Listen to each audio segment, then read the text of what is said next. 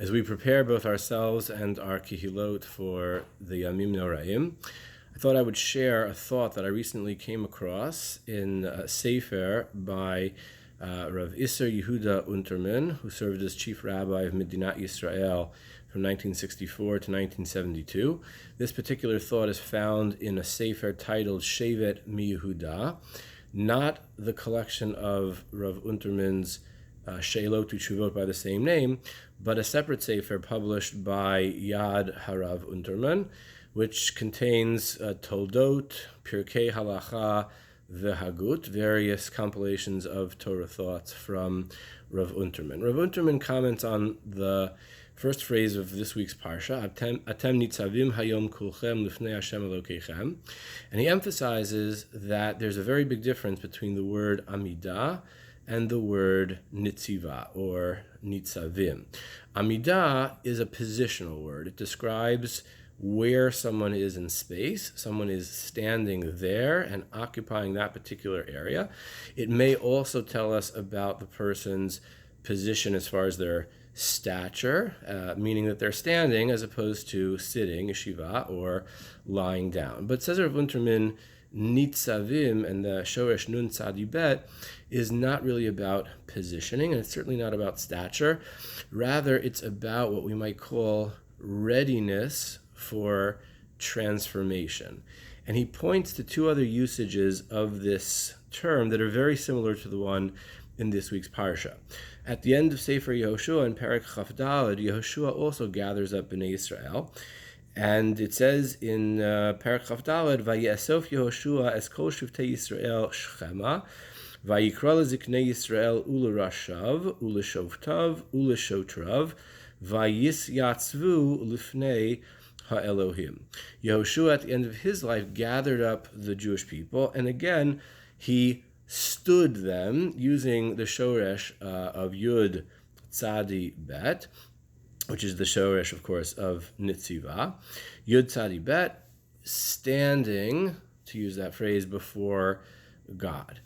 Similarly, in the middle of Shmuel's reign, when Shmuel takes his place as a Navi and is about to transform the leadership of the Jewish people from that of, let's say, the Navi Shofet to that of Melech, he too gathers up the people and uses the very same language. He says in Perek Yud of Shmuel Aleph, he says, Ve'ata hisyatzvu lifnei Hashem lishivteichem ule'alfeichem. In gathering up the Jewish people to present to them the idea that they will have a king in the form of Shaul, he again uses this root, Yud Tzadi Bet, and the term hisyatzvu.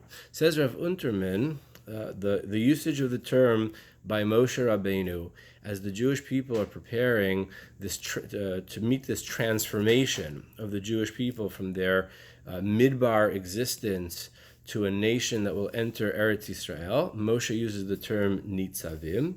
When Yehoshua is about to talk to the Jewish people about their transformation, and if you look a few psukim later, you can see what exactly that transformation is in the time of Yehoshua. He actually spells it out fairly clearly. The next couple of psukim talk about Vayama Yehoshua ben Nun Eved Hashem ben Meya ve'eser shanim. And then it says, V'gam kol hador hahu ne'esvu el avosav, vayakam dor acher acharehem asher lo yad'u es Adonai, v'gam es hama'aseh asher asa liYisrael. The transformation in the time of Yehoshua is from the miraculous leadership facilitated by God through all of the Nisim and Niflaot that began in Mitzrayim and really continued through the leadership of Yehoshua, who also split the Yarden, much like Moshe split Yam Suf, and who was able to make the sun stand still, etc. Shemesh b'Givon Dom. That type of leadership is now fading away, and instead the Jewish people are going to return each one to their own nachala and assume a form of self-leadership. There too, the Tanakh uses the word, the Shoresh Yud Tzadi Bet, and as we said, in the time of Shmuel, there's also a transformation from the leadership of a Navi or Shofet to a centralized leadership that will stand for the Am Hashem in the form of a Melech. I would like to humbly add two other instances where I think you can see the usage of the Shoresh Yud Tzadi Bet in much the same way. So, for example, at Yam Suf, it's Moshe who says to the Jewish people, His Yatzvu Ure'u es Yeshuas Hashem.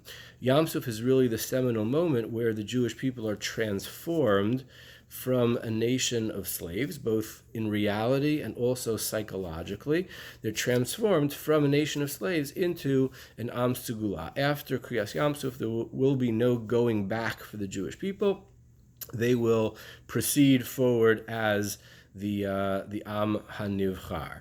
And similarly, and famously as well, when the Jewish people come to Har Sinai, there too, the Torah uses similar language, Vayisyatzvu b'tachtis hahar, that the Jewish people stood, not telling us their position, not telling us that they were standing upright as opposed to sitting, but rather that they were assembled and prepared to be transformed. Right? Once again, transformed from a family and a collection of tribes into a unified nation that would be considered the Am HaNivchar. So in all five of these instances, Kriyas Yam Suf, at the end of Moshe's life, when the Jewish people are transitioning from the Midbar into Eretz Yisrael, go back one, when they stand at the foot of Har Sinai to get the Torah, and then, of course, at the end of Moshe's life, at the end of Yehoshua's leadership, and then again in the time of Shmuel, when transitioning from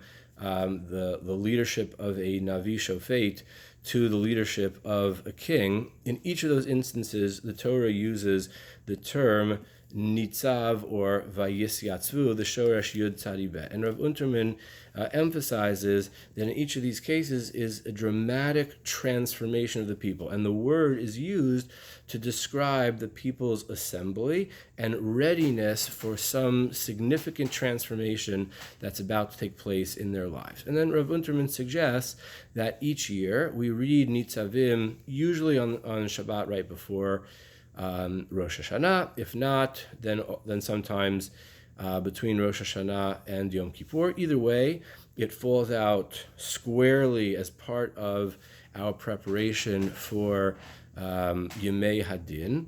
And he suggests that this is an important message for us, for our congregants as well. We know that positionally, Atem Nitzavim Hayom Kulchem. Everybody's here. Everybody's in shul for the high holidays. We know where they're located. Sometimes they're standing, sometimes they're sitting. The real question is, are we here prepared to be transformed? If we're here just spatially, then really all we're doing is Amidah. If we're here prepared to have a transformational experience, to transition from the year that was to a year that will be, from a person that was to a person that will be, so that's when we're really experiencing Nitzavim. And so the Shabbat before Rosh Hashanah, when we read in the Parshat Shavua, Atem Nitzavim Hayom Kulchem Lifnei Hashem Elokeichem, can remind us of the power of the word Nitzavim, its deeper meaning as explained by Rav Unterman, and hopefully prepare us to embrace the Yamim Noraim as an opportunity for transformation, both as individuals and as a community. I wish everyone a K'tiva v'chatima tova, a most meaningful and transformational Yamim Noraim.